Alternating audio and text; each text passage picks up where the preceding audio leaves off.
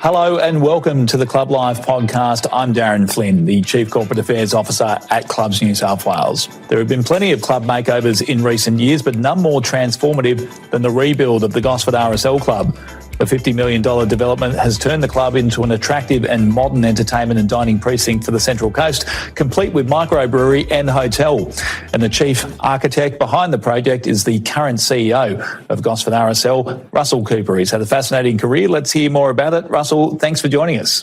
Thanks very much, Darren. Thanks for having me. Well, take us back 18 months because this really was transformative for the club, and I'm sure it was a huge milestone in your own career. Tell us how the idea for the rebuild first came about and why it was needed. To tell the story, I probably have to go back almost 10 years, Darren. Soon after I got to the club, and I've been there for 13 years now, soon after I got to the club, it became very apparent that we needed to undertake some major works because of the positive situation we were in, that the club was full most of the time. So we originally looked at a fairly significant extension, and we went right through to getting a DA approved for that extension. And we're just about to go out to tender for the building, and we sat back and we looked at it, and we ended up doing a feasibility study on that project.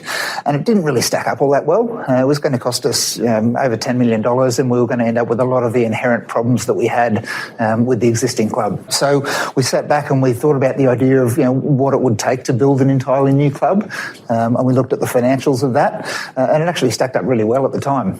So we started pursuing it a little bit further, and in the meantime we got a DA approved for the extension, but we let that lapse while we explored the new building. We did a lot of workshops with our members, board of directors, staff to think about what we needed to include and what we wanted to include in a new building, and came up with a bit of a mud map, a bit of an idea of what a new club would involve. From there, we sat back and looked at the feasibility again and tried to understand what the cost would be. And at this time, we're probably talking 8 or 9 years ago now, where we're looking at maybe 24 million, 25 million to build that building. And that, as I said, stacked up really well. From there, we engaged a project manager, went to tender, engaged an architect, and started to flesh out some actual designs for the new building. We built another gateway in there where we stopped and we looked at the project, we looked at the feasibility again. We tried to make sure we did that at many different sort of gateway points throughout the project, so we didn't just blindly push ahead, and it was still looking positive.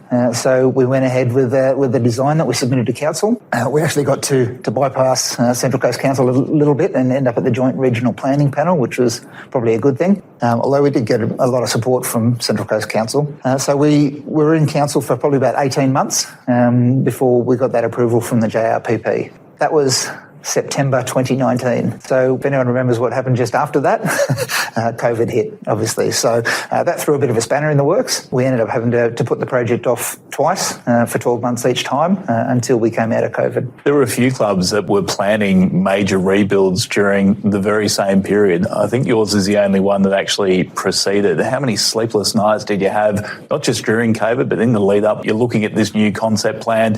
How much personal anxiety did you go through in the rebuild process? Quite a lot, is the short answer. I usually come across as a fairly relaxed, positive kind of guy, but yeah, that was an incredibly stressful experience.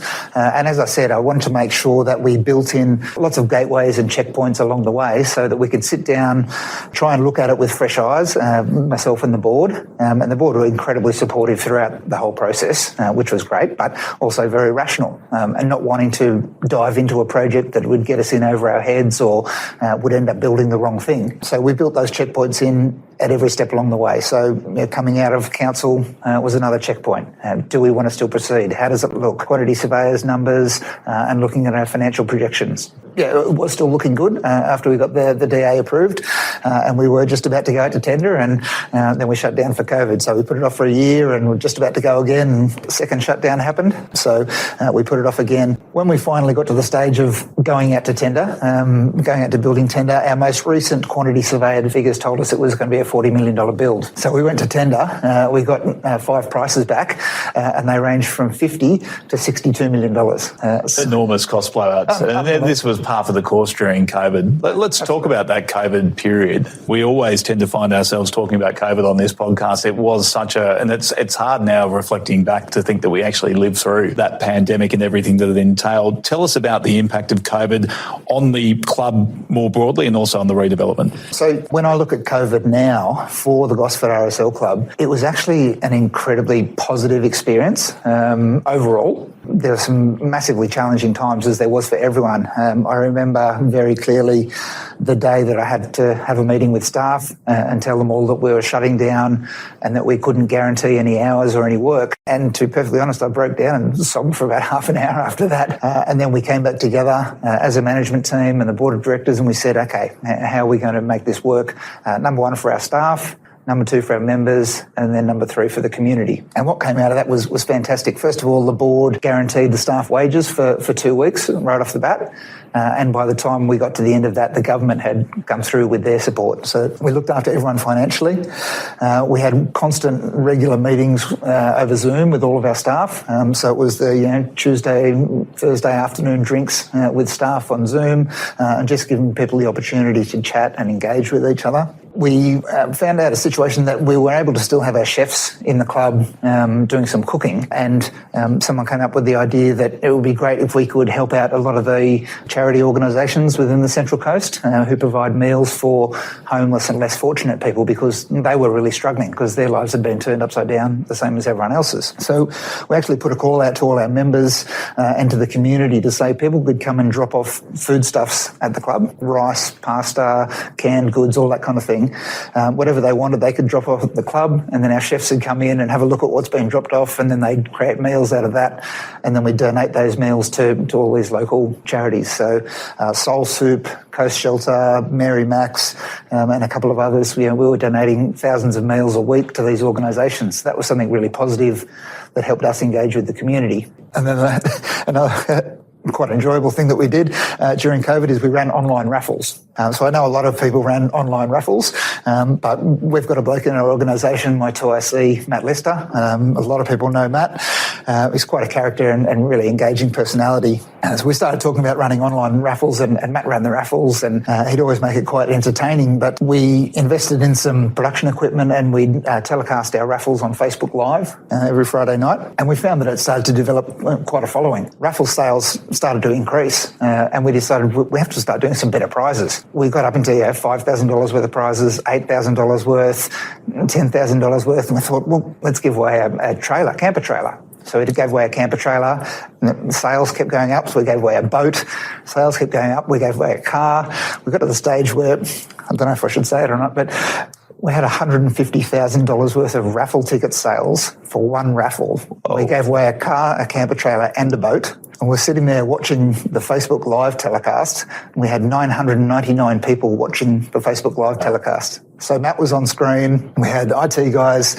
We used to bring in a local entertainer to do some live music. We'd sit there, and a couple of us managers would engage on Facebook Live and talk to people at home, just banter backwards and forwards. But it really captured this moment where people were struggling for social engagement. They couldn't get out to their local clubs and pubs and restaurants and whatever. So they so seemed to really appreciate the opportunity to engage with us again. You can close the doors of the club, but the community ethos was there during COVID for all to see, and many other clubs doing similar things during COVID. Some really uplifting stories during that time. Let's talk about the construction process, because it's almost a TV show, some sort of satirical TV show in itself, because you encountered more than a few hurdles and challenges along the way. Let's talk about a big one that came when the scaffolding first went up and you discovered that there was a pretty sizable problem with the development. Absolutely. That was actually the second issue. I'll hit you with the first one. Just after we broke ground and started the project, which was on the 27th of May 2022, they came on site with the piling rig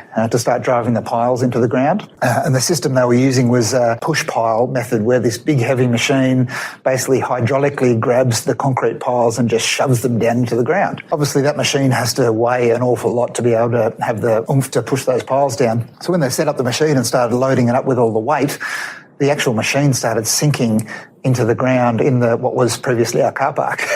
Before we'd even started anything, really, that prompted a fairly massive change in that we had to change the size and length of the piles and how that all went together. So that was pretty much day one.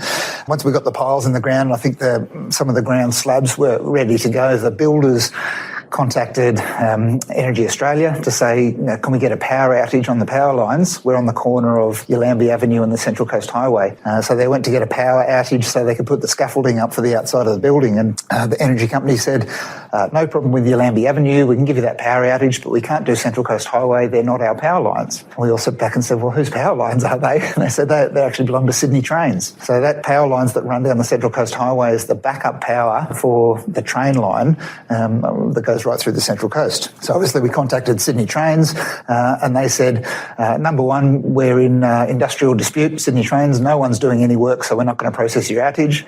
And then they said, even if we were going to process it, we wouldn't give it to you because we don't do outages.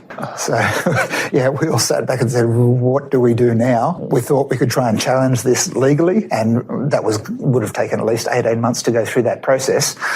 So what we ended up doing was we had to cut 1.5 metres off the front of the building, so which prompted obviously a full redesign on the fly, go back to council to get those plans reapproved. Now, mind you, I think we set a record with having Section 455 plans approved in council. They were submitted in the morning and approved in the afternoon. Wow. Because local governments never move that quickly. Absolutely. I think council understood that they probably should have let us know who owned the power lines in the first place. Yeah, some significant challenges in the first couple of days. Remind us, was the old club still trading at that point from the old building? Yes. So the old club kept trading right the way through. The new club is on the footprint of the car park, which was in front of the old club. So there's no way we would have been able to do something like this without trading. You couldn't trade right through. And the hotel was still trading throughout the whole process. The Galaxy Motel traded right throughout the process, and we own the Ashwood Motel across the road as well. So that supported us as well. The benefits of having a big footprint up there on the Central Coast Highway. So we got through those early challenges, and then we've got, beginning of 2024, we've got a brand new club. Tell us about the relief first and foremost that you felt when those doors opened. Well, it's interesting, isn't it? You get to the end of a building project and you say the word relief, and everyone who's been involved in the process right the way through, the project managers, the builders, and everyone have this opinion that, okay, we're finally finished. But for us, as the club managers and operators, well, that's kind of when we started. We had to now make this thing work. We had to get it open, welcome our guests in, and there was actually quite a lead up over the 3 months before we opened. There was so much that had to be done to get ready to open this brand new business. So we, in the old club, across the club and the motels, we had about 140, 150 staff. We employed 50 new staff before we opened because we knew we were going to need a hell of a lot more bodies on that floor. As it turns out, within 3 weeks of opening, we'd employed another 50 staff because we were that busy when we opened. We ran a lot of familiarisations with our staff before we went into the new building. We ran some test events, so we had a lot of regular members. We did some friends and family events with staff, trying to get our chefs learning a brand new kitchen, trying to get our staff learning how the bars work and everything before we actually opened. The biggest event we did was probably 350 people before we opened. And then from day one when we opened, we were doing about 1,000 people lunch and dinner every day. So It was just mind-blowing. So you're sleeping across the way in the hotel because you wanted to stay close to the new club, understandably. Yeah, I moved into the Galaxy Motel for about 3 months, so either side of the opening. Barely saw my family, which they were incredibly supportive throughout the process. I think on about the third day after we opened, my wife drove all the way up to the club, walked up to me at the front door, gave me a hug, got in the car and went home. She knew what I was going through and just wanted to show her support. So that meant the world to me at that time. We're going to talk about some of the other clubs that you've worked at in the course of this chat, but essentially you've worked at a couple of clubs there on the Central Coast because it was basically a brand new club. Yeah, well, it virtually feels like two different clubs. Although the culture is still very similar, and that was something really important that we want to continue. Because we were so successful in the old club, it meant so much to a lot of people that we really wanted to make sure that carried forward into the new club. So a lot of the same people, obviously, the entire management team continued right through, the board of directors continued right through.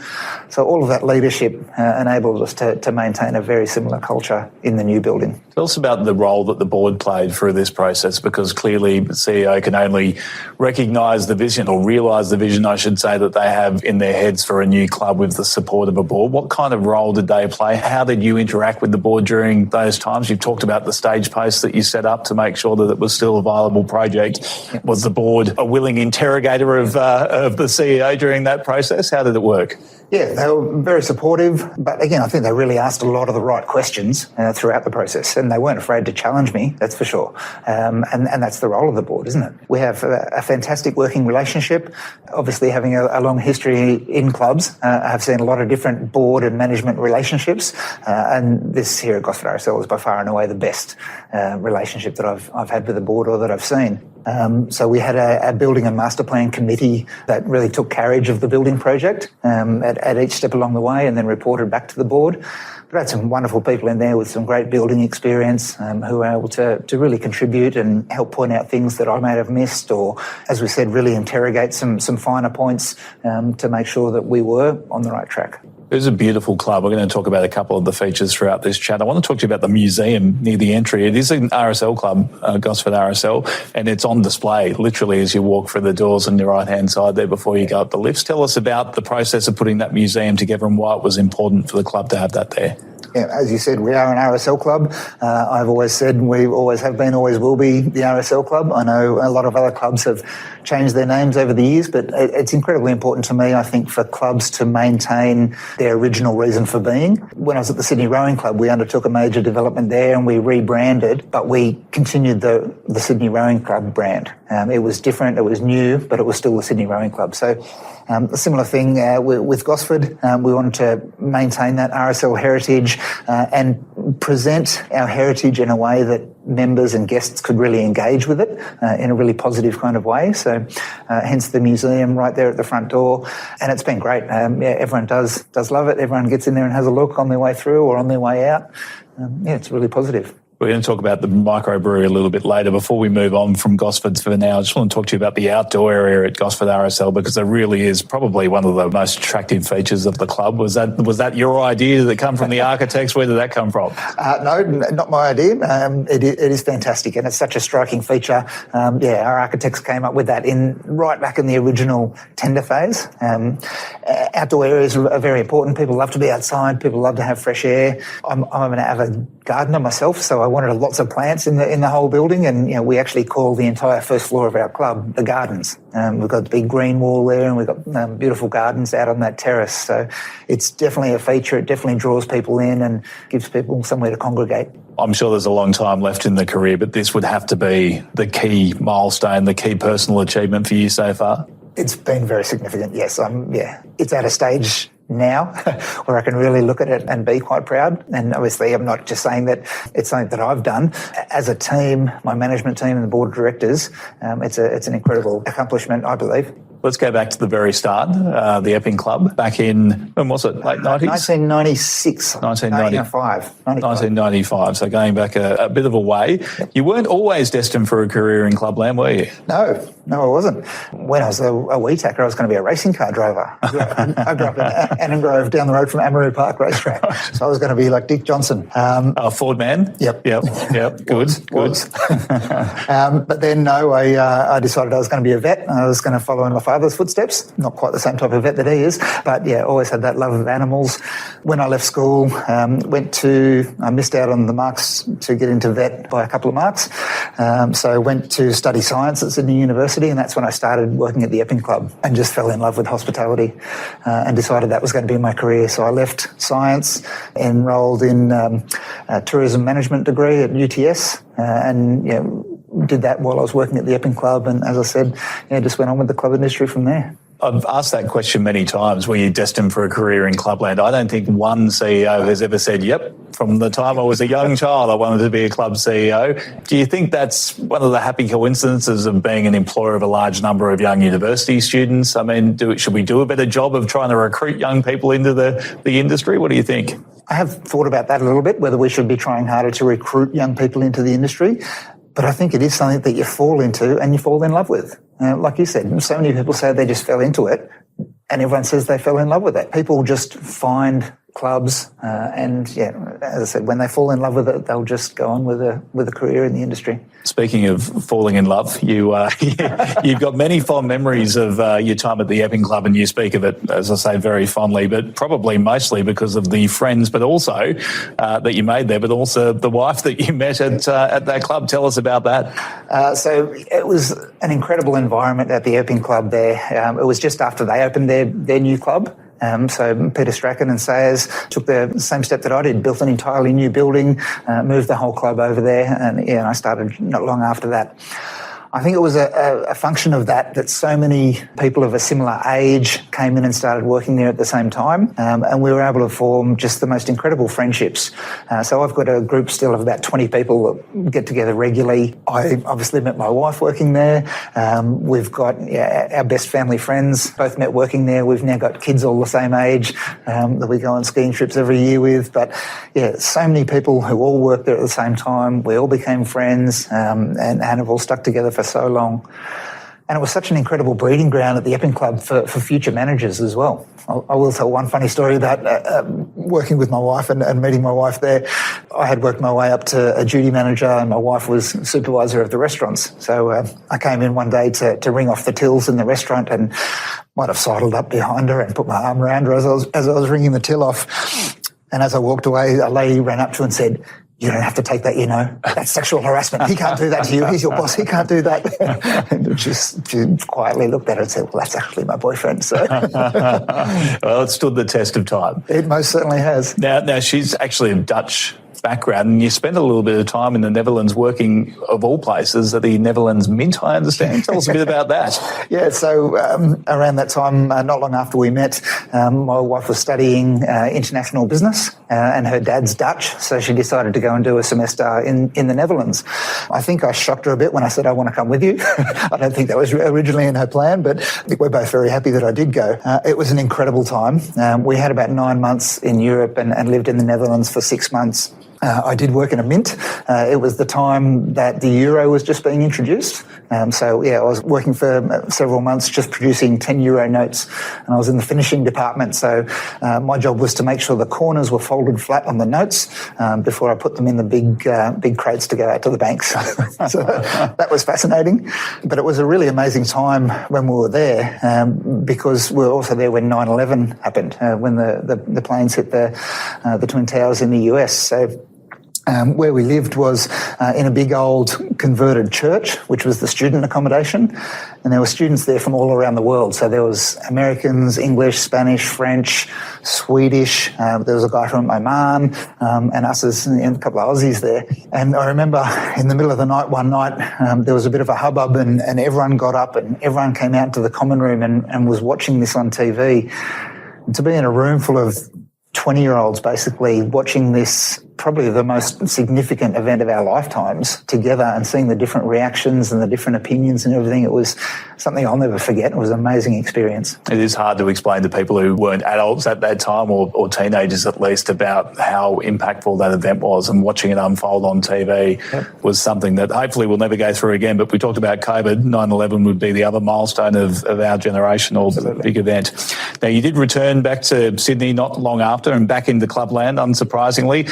Long list of clubs that followed, Carlingford Bowling Club, Kirribilli Club and Sydney Rowing Club. We talked a little bit about Sydney Rowing Club. Tell us about the experience about working across other club types, because you've obviously a lot of your career spent at Gosford RSL, and we've talked about Epping. What was it like working at a bowling club, for example? Yeah, different. So I've worked in quite a few different types of clubs, bowling, the rowing club, a leagues club, spent some time with Panthers, and they're all very different, although most of my time has been RSL clubs, and I think that's probably where I gravitate to. Thinking about why RSL clubs are a good fit for me, I suppose originally starting at Epping, being an RSL club, I feel very comfortable there, but I think it's a difference in the vested interests or in the breadth of community engagement that RSL clubs can have. I remember, and not speaking badly about the rowing club at all, because that was just a fantastic experience in my life, but I remember going to one board meeting and presenting the case to buy 2 poker machines, and the head coach presenting the case to buy a new boat. Rowing boats are incredibly expensive, so it cost the same amount of money to buy this 8-man rowboat as it was costing to buy 2 poker machines. Wow. And that was a really tough decision for the board, and I'm sitting there thinking, well,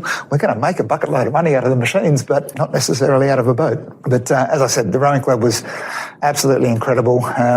That was my first opportunity as a general manager. We undertook a major rebranding and a redevelopment there at the rowing club. and I think it was pretty successful. One of the greatest honours of my life was a year or so after I left the rowing club, they called me up and asked me to come back for a naming ceremony. They named one of their boats after me. Oh, nice. And that's usually reserved for Olympians and things. So, that was really special. Quite a tribute. You've worked in some beautiful spots and beautiful clubs. And you mentioned Sydney Rowing Club and obviously the new Gosford RSL and Ebbing Club after it was reopened. Working in Port Macquarie Panthers, a pretty nice location up there in one of the most beautiful spots on the New South Wales mid-north coast.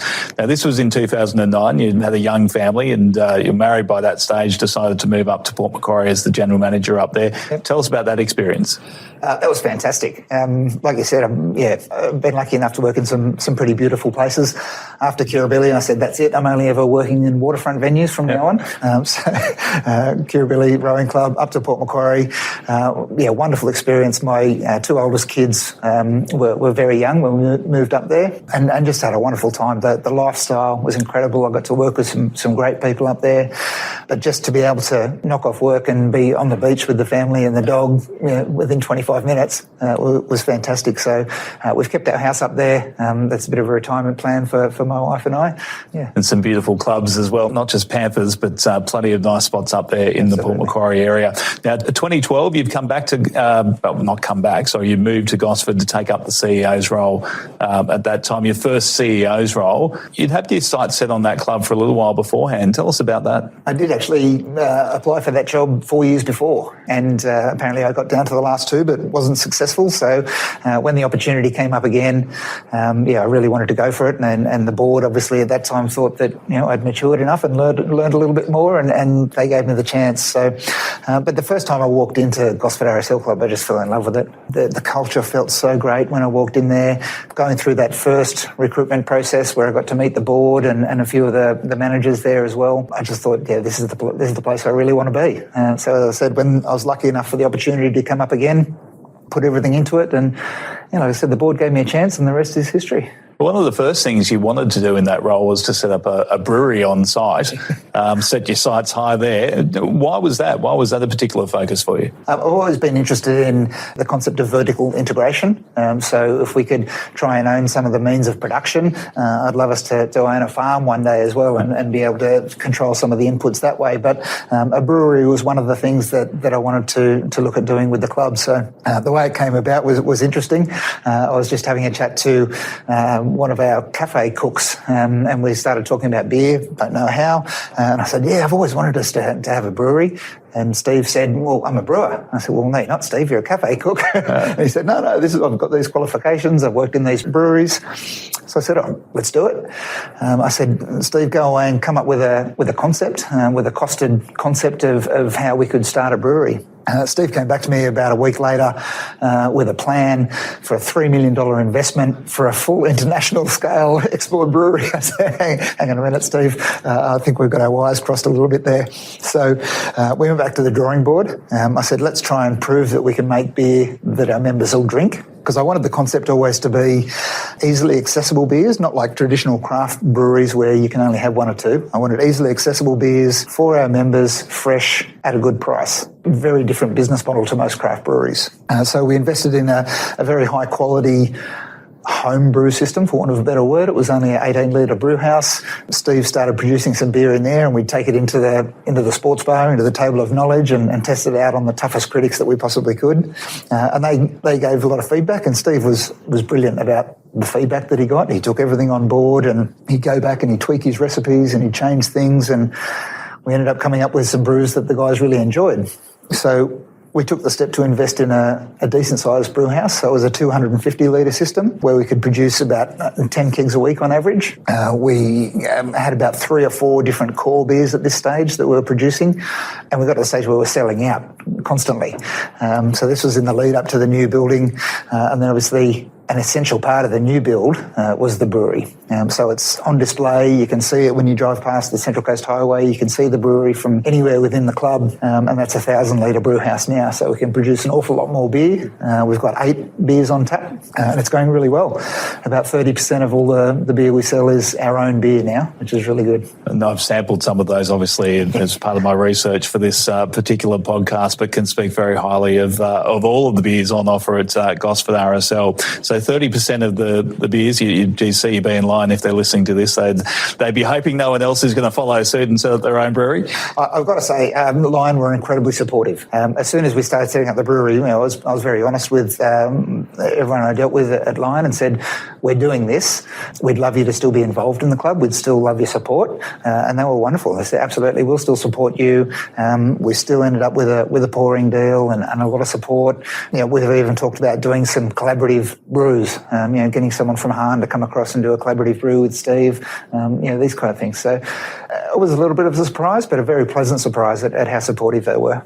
Outsiders looking in would see the Central Coast as being quite a competitive club landscape. I think we've got something like 35 clubs or potentially more up on the Central Coast in that region, plenty of pubs around there as well. Is it a competitive landscape in terms of how clubs interact up there on the Central Coast? To be honest, I don't think so. I always say, and most of us say, there's plenty for all of us. There's plenty of people live in the Central Coast. I think we've got the second or third highest population of council area in New South Wales because it's a massive council area too. So when you're talking about those 35 clubs, that spans a fairly large space. Within Gosford, definitely, there's more than enough pie for us to share around. And Gosford's growing at such a rate at the moment that there's only getting more and more people there and more opportunities. So. CEOs across the club industry are known for their generosity, particularly when it comes to acting as a sounding board for another CEO going through similar issues, or someone who's gone through a problem that you're going through now previously. Always happy to give some advice. Who do you pick up the phone to when you need to chat to someone about something? Oh, wow, there's a number of people. Obviously, you develop your networks over the years. Some wonderful people that I've worked with in the past or that I've just got to know from in the industry. And Glenn Cushion down at Ingleburn, nicest guy in the game. Condides, who I worked with at the Sydney Rowing Club, absolutely fantastic man who's really inspired me and taught me an awful lot when I was working with him. My idol, Steve Anson from the Epping Club. Steve gave me my first opportunity and helped me really start progressing my career. And then other guys I've worked with, Gerard Boyle at Mossman, Andrew Crofts, who's down at Roundwick now. Some really great compatriots and mentors from throughout the years. We spoke earlier about the RSL component of what you do up there at Gosford. You'd be familiar with the recent comments of the president of RSL New South Wales in relation to the club industry and the support of veterans. As someone who leads a large club on the Central Coast, a large RSL club, do those comments reflect what actually happens? I have to try and respond politely here, I think, Darren. I don't know of any sub-branch that supports those comments. And it just shows, in all seriousness, how out of touch RSL New South Wales is with their own sub-branches. Our sub-branch is incredibly supportive of the club, incredibly grateful to the club. And I know that every other RSL club that I'm aware of has that same relationship with their sub-branch. So then for RSL New South Wales to come out, or just one person really at RSL New South Wales to come out and make those statements is really not appropriate and really not reflective of what's actually going on the ground. We've talked about your family already, and in particular your wife. Now, she's heavily involved in the hospitality industry. Tell us a bit about the work that she does. Absolutely. So Jade is the hospitality expert in our family. Definitely not me. I say she's the brains of the outfit, but that's actually my daughter. We'll get back to that in a second. No, Jade works for a company that owns hotels all around the world, M&L Hospitality. So she's their marketing and communications director. They own the Hyatt in Sydney, Swiss Hotel, West Hotel, a couple in Melbourne. They're actually Singapore-based. They've just bought a beautiful hotel in Finland, which she tells me she's going to go over and visit in a couple of weeks. So, no, she's... Do you get to tag along for that one? Or? No, I don't, unfortunately. No, she has an incredible ability about creating an atmosphere and an environment within hospitality venues that just really clicks with customers. So, Zephyr Bar up on top of the Hilton, she was very influential in setting that up and getting it up and running. The Jackleberry, which is part of the Hyatt, she was very influential in the service methodology and the interiors and how all that works. So, yeah. She's amazing. She actually has in the past run her own business as well. as a graphic designer and as a branding consultant. So she's done a lot of branding for hospitality venues and a lot of other kind of businesses in the past as well. Lots of insights into publand, clubland, hotels. Absolutely. So it actually prompts an interesting story. When we were working through the redevelopment of Gosford, I went out to market for branding services to do the rebranding of the new club and all the individual outlets in the new club. And the proposals came back between $150,000 and $250,000 to do that branding work. And I took some of those proposals to the board, and rightly so, the board sort of choked at those kind of numbers.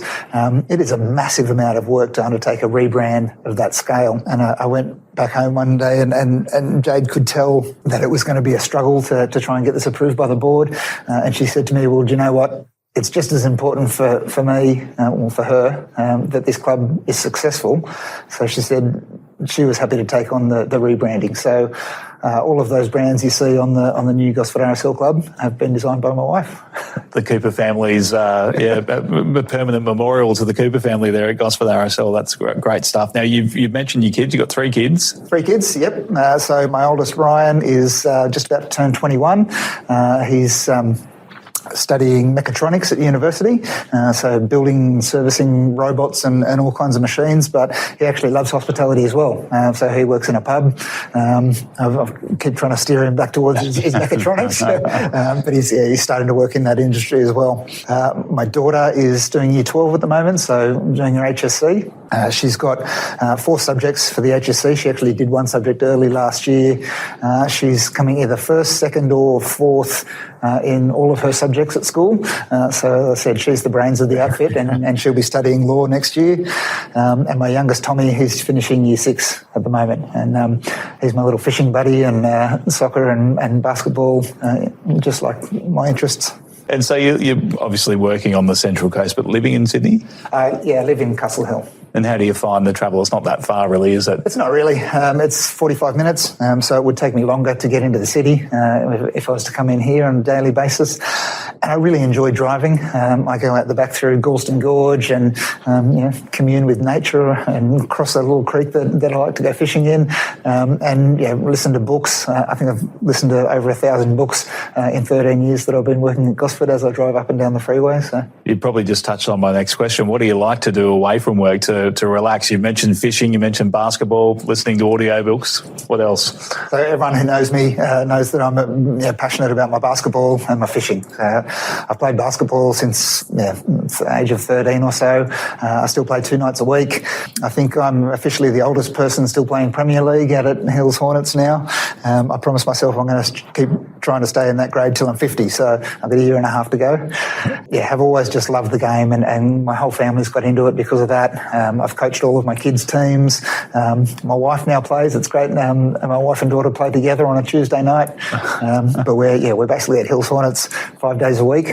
A big Golden State Warriors fan, I hear? Yes, Golden State Warriors fan. And despite Matthew trying to tell me that I'm a bandwagoner, I was actually a Golden State Warriors fan back when they were terrible. Which they were for a long time in the 80s and the 90s. They made the playoffs every now and then, but they were usually missing out in those days. For anyone that knows basketball, I was a fan back in the Run TMC days. And it was Timmy, Mitch and Chris. That's when I fell in love with them. My favourite player was Latrell Sprewell when he played. That's why I still wear number 15. So an OG Golden State fan. Long-suffering fan who finally got his payoff in more recent years. Absolutely. So that's great to hear. Now we're going to finish off with a few questions we ask everyone on the podcast. Starting off with your favourite movie. It's actually a series of movies. So there's a director called Kevin Smith, and his first movie was called Clerks, and then he went on to create a series of movies. There was Mallrats, Chasing Amy, Dogma, Jay and Silent Bob Strike Back. Fairly odd humour. Yeah, very similar. The same characters in many of the movies, and Clerks in black and white. I think it was shot on a very low budget, but a great film. Absolutely, yeah. Excellent. So Kevin Smith, we'll put him on the list. What about your favourite band? Violent Femmes. Another great band from the 80s and early 90s. Did you ever see the Violent Femmes when they were in town? Yes, I've seen them live once. And it was absolutely fantastic. I've never really been all that into music, but I just love the Femmes, and Jade bought us tickets when they came to Sydney, and she was kind of blown away that I was there, belting out all the tracks, singing along with the band. From memory, there might have been the band along with Nirvana who headlined the first ever big day out at Sydney back at the old Royal Agricultural Showground back in 1992. Good days for those of us old enough to remember the Violent Femmes. And finally, Russell, why do you think registered clubs will still be around in 100 years' time? Oh, that's a very complicated question to answer, but in a lot of ways very easy. Clubs, by their very nature of being, as everyone knows, are community organisations. So we're not owned by an owner, we're owned by our members. Our members are all part of the community. We don't give back to an owner, we constantly give back to the community. So we hold that very important place, and I always say that clubs sit somewhere between commercial enterprise and government, in that government's limited by how much sort of freebies they can give away and things they can do for free. Commercial enterprise only does things on a strictly commercial basis, whereas clubs can sit somewhere in the middle there, and there's such a need for what we provide to the community. Great note on which to end. I do have one more, though, for you before you go. You've worked in clubs all your life.